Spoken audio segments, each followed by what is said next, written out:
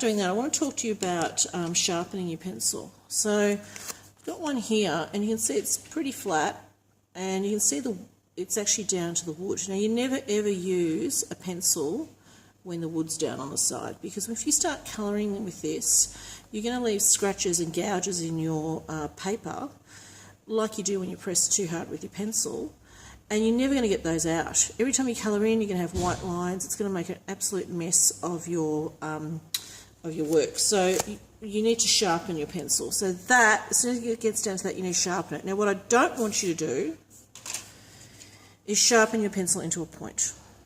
Okay, that's great if we're drawing, but it's not good if we're shading, because we've got this point here and we're going to end up with, instead of nice soft edges, we're going to end up with lines.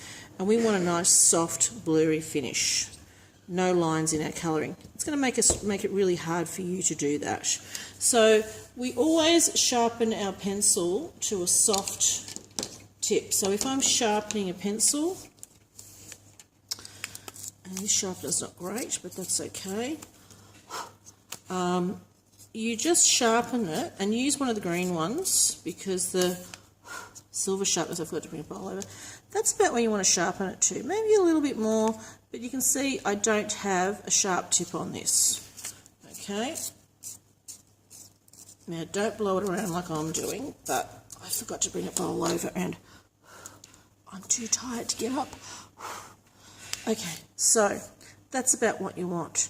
Now, that's not ready for colouring yet. Before we colour, and it's very good to have your visual diary handy for this, you actually want to blunt the tip of this. Okay, let's get a diary page. So in your visual diary, you want to actually blunt down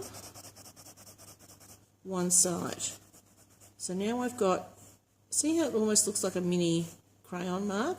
Whereas when I started, let me turn this over, see the line on the other side, where it's sharp on this side, I made a thin line. Where I blunted it down, I'm now making a broad line. If I put my pencil down and pick it up, and I draw with it, I've now changed the edge of my pencil. So now I'm working on the sharp side again. So every time you put your pencil down and pick it up, you just need to have a bit of scrap paper, blunt that edge down. There you go, I've got a nice soft edge. Now my pencil is ready for colouring.